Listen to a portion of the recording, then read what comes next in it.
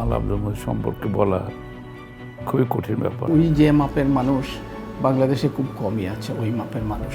He is a practical economist. বহুমুখী একটি বর্ণাঢ্য চরিত্র আপনি বলতে পারেন তাকে। We are very proud of him. এরকম লোক বাংলাদেশে যদি আরো 5-6 জন থাকতো তাহলে বাংলাদেশের চেহারা পাল্টে যেত।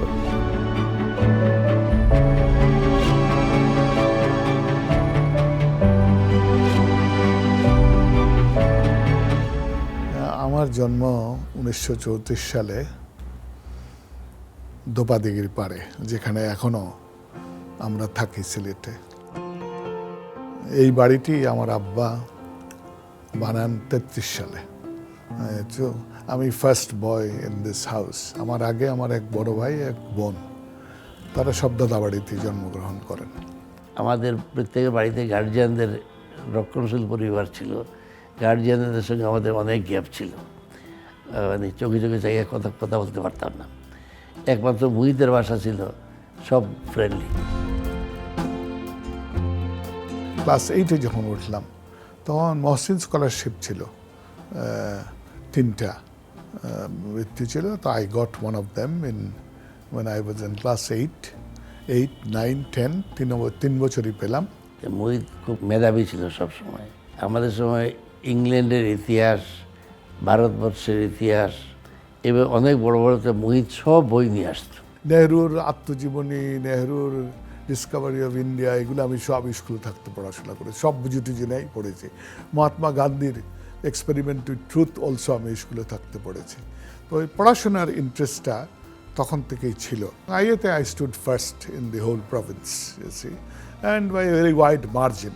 আমি ওইটা দিয়ে দৌড়ে সাইকেল চালিয়ে ওই মুহিতের বাসায় ধরেন আধা মাইল দূর মাথায়। মুহিতে জানতো না। বাসায় গিয়া চেঁচাই আমি বলছি, এই মুহিত মুহিত। ওরা তো ভাই বোন অনেক বেশি, সবাই বলছে কী ব্যাপার, কী হয়েছে, ভাই আর সঙ্গে এক্সাইটেড, তুই তো ফার্স্ট হয়েছ। আমার মনে আছে পরবর্তীতে আমাদের কাছে এসে অন্যরা উনি ফার্স্ট হয়েছে আমাদের থ্যাঙ্কস দেয়। বিশ্ববিদ্যালয়ে আসলাম 51 সালে। আমার ইংরেজি অনার্স ছিল। I stood first class first, there was no other first class.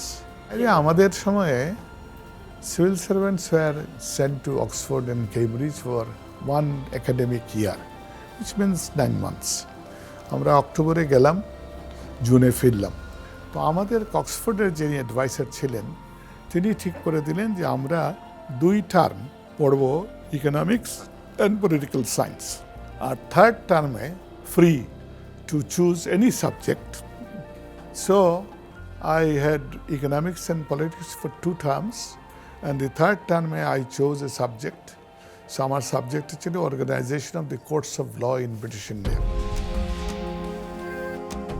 War আরম্ভ হলো তখন 1971 সালের মার্চ মাসে। তো তখন he was a first person হু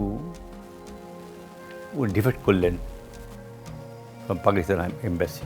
25 মার্চের পরে কোনো পাকিস্তানের কোনো কাজ টাজ করি নাই। আমি পাকিস্তানের বেতন নিতাম এবং কোনোদিন কোনো কাজ করি নাই, কারণ আমি mostly I use to lobby.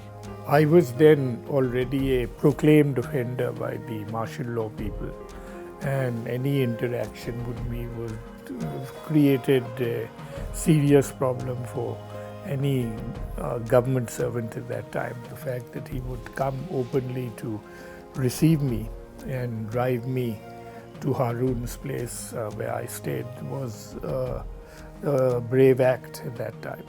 এত সাহস, এত দুর্দম, এটা আমাদের হতো না। খুব নর্মাল সিভিল সার্ভিস এটা কিন্তু হয় না, কিন্তু ওনার একটা ছিল, হি ইউজ টু রিজাইন, ঠিক আছে কিছু হবে, একটা হবে, কিছু করে খাবো। নিজের উপর বিশ্বাস ছিল খুব বেশি একটা।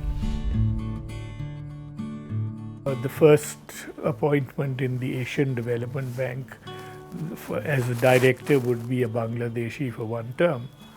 And so then Mohit went from Washington to Manila. 77 থেকে 81 তো পিওরলি সরকারের কাজ করেছি, এবং সরকারের কাজ তখন আমার প্রধান কাজ ছিল to find money for the country, and it was very important, কেন তখন our entire budget was dependent on foreign aid. 2001 সালে ডাইরেক্ট রাজনীতিতে আসলাম, দলীয় রাজনীতি। এর আগে পর্যন্ত আমি কোনো দলে ছিলাম না। 2001 সালে it is by accident I came to politics. প্রধানমন্ত্রী বললেন যে সিলেটে তো এখন আমি একজন লোক চাই ইলেকশনের জন্য। আমি বললাম যে আমার একটি প্রস্তাব আছে, এইটা আমার বড় ভাই মোহিত সাহেব। তো উনি বললেন উনি তো খুব বদমেজাজি। তো আমি বললাম যে এইটা লিভ ইট টু মি। এই 2001 সাল থেকে শুরু করে 8 সাল পর্যন্ত আমি নির্বাচনী প্রচারই করেছি। অসংখ্য সভা সমিতি, লোকজনের সঙ্গে দেখাশোনা এবং নানাভাবে getting with them, and I got the results.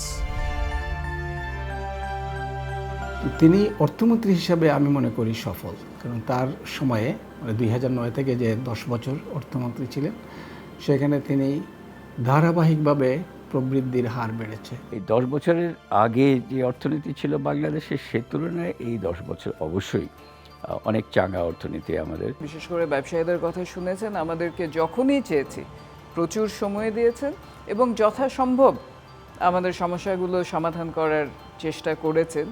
গত 10 বছরে যে বাংলাদেশ যে জায়গায় এসেছে অর্থনৈতিকভাবে, এটা কিন্তু অকল্পনীয়। Under rules of the game, if the economy does well, finance minister can claim credit.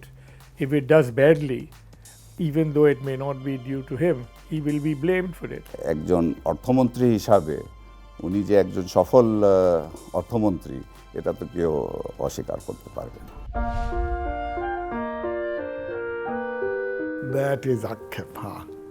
হ্যাঁ, সবাই তো কবিতা লিখে জীবন শুরু করে, আমি কোনোদিন কবিতা লিখতে পাই নাই, নেভার। চাইলেনও লিখতে পাই নাই।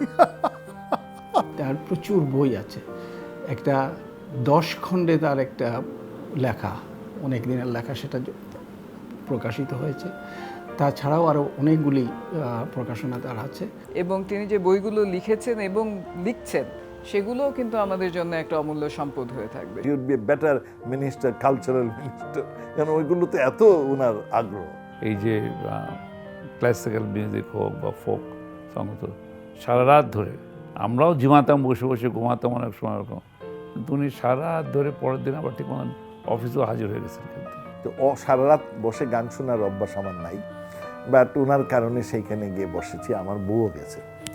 রাত্রে 3:30টার সময় মনে হলো উনি ঘুমাচ্ছেন। আমি বললাম, তুমি ওদের ঘুমাচ্ছ, এখন টাইম টু গো। উনি বললেন যে নো, আই এম রিল্যাক্সিং। তুমি যে ক্লান্ত থাকো, ইউ মে গো, তো তোমার বউরে রেখে যাবা, সে আমার খেয়াল করবে।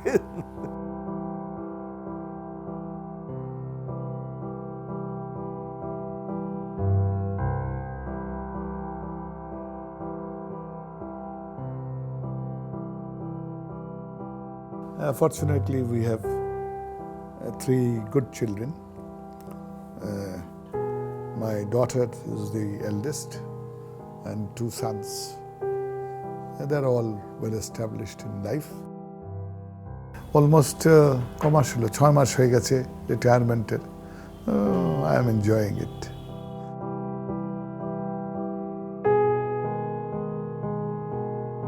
একজন অত্যন্ত জ্ঞান মনস্ক মানুষ, বুদ্ধিবৃত্তিক চর্চা করেন। এরকম মেথডিক্যাল ব্রেন আমি খুব কম দেখেছি ওনাকে। উনি খুবই ডিটেইল ওরিয়েন্টেটেড একজন মানুষ এবং যেটাই করেন অত্যন্ত মনোযোগের সঙ্গে। He is a very modest person and he will never project himself in his achievements, even though he is one of the most outstanding professional people of his generation. Economics student না উনি, কিন্তু he is an economist by training, by practice.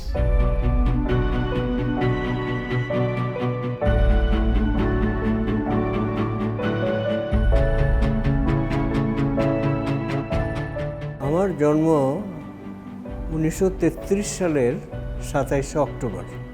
তো আমরা ভাই বোন হলাম 13 জন। আমরা 7 বোন 6 ভাই। ম্যাট্রিকুলেশনে আমি স্টার মার্কস পেয়েছিলাম এবং আমার ক্রমানুসারে ছিল 16 নম্বর ছিল, সেটা 10-এর মধ্যে আমার প্রথম 10-এর মধ্যে আমার নাম ছিল না। আইএসসিতে আমি যখন পরীক্ষা দিই, আইএসসিতে আমি সারা ইস্ট পাকিস্তানে ফার্স্ট হয়েছিলাম।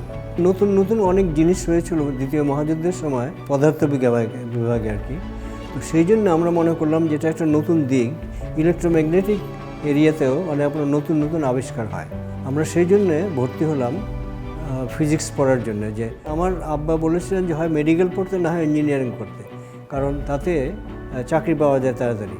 সেটা কিন্তু আমি ওদিকে না, যে আমি ফিজিক্সে ভর্তি হলাম। ও ফিজিক্সের ছাত্র ছিল, কিন্তু সেটা বদলে ফেলে সে ওই সিএসএস পরীক্ষা দিল আর কি। তখন ওই পাকিস্তানে বলে তো এটা ৬২ বছর আগের কথা বলছে আর কি। তখন ওই ভাবলো যে স্ট্যাবলিশ হতে হলে খুব তাড়াতাড়ি ওই সিএসপি হতে পারলে তাহলে মানে আমার আব্বা হয়তো বিয়ে দিবে আর কি। সেটা একটা ইম্পর্টেন্ট কারণ ছিল, যে তাড়াতাড়ি আমি চাকরিতে ঢুকলে তাড়াতাড়ি হয়তো আমাদের কী বলে একত্রে থাকতে পারবো, বিয়ে হবে ইত্যাদি। তাই ওই যখন লাহোরে আমরা 9 মাস ট্রেনিং করে বাংলাদেশে ফিরে এলাম 1957 সালের 21শে জুলাই আমাদের বিয়ে হয়।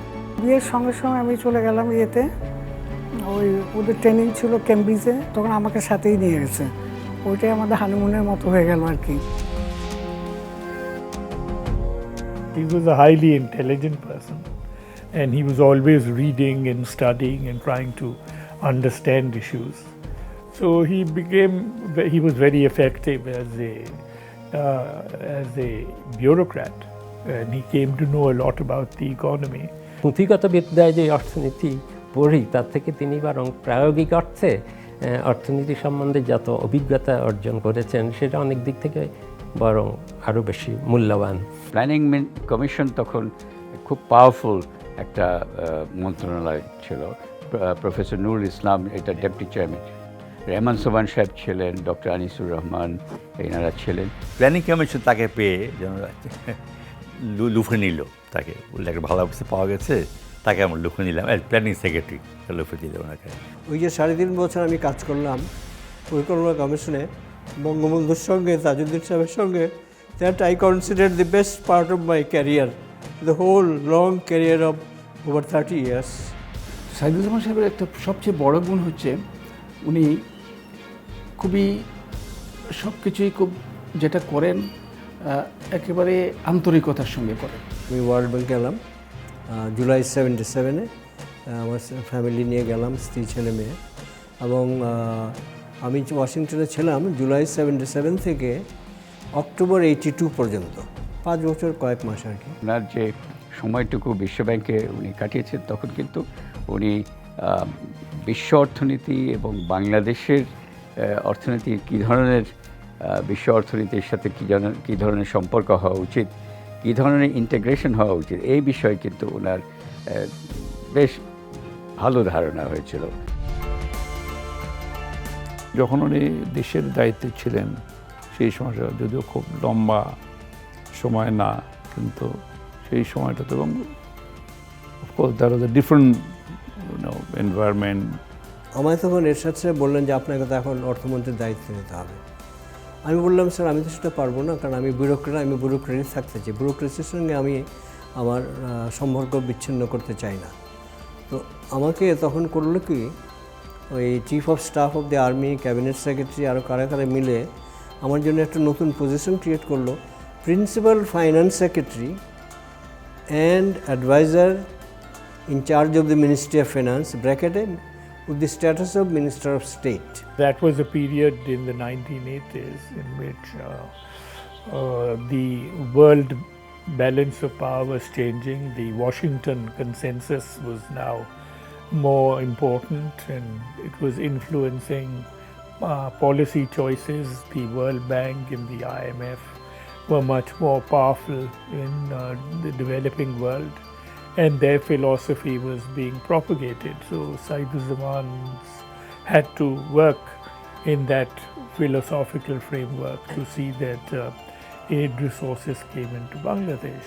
তখন আমরা কিন্তু নতুন ব্যবসায়ী, দেশটাও কিন্তু নতুনভাবে আপনার, ওই সময় ওই ধরনের সাপোর্ট পাওয়া, ওই ধরনের গাইডেন্স পাওয়া একটা বিরাট ব্যাপার, এটা একটা এনকারেজমেন্টও। নাগরিক সমাজের যেসব বিষয়ে অর্থনৈতিক আর্থসামাজিক উন্নয়নের বিষয়ে যেসব আলোচনা হয়, সেখানে তার অংশগ্রহণের ফলে সেই আলোচনাগুলো অনেক সমৃদ্ধ হয়। উনি সবসময় খুব কেয়ারিং, সবাই, শুধু আমাদের ব্যাপার না, ওনার অন্য বন্ধু বান্ধব যারা আছে, ওনার কলিগদের আছে, সবাই সম্বন্ধে উনি খুব কেয়ারিং, সবসময় খোঁজ নেন, কে কেমন আছে। ওনাকে আমি বেশিরভাগ দেখেছি একজন খুব জাদ্রেল অফিসার হিসাবে, একজন ব্যুরোক্রেটস হিসাবে, সরকারি কর্মকর্তা হিসাবে। Always be early, never be late. This is his policy. আরেকটা সেকেন্ড আমি যেটা বলবো যে is honesty. Never compromise on your principles. That is one thing.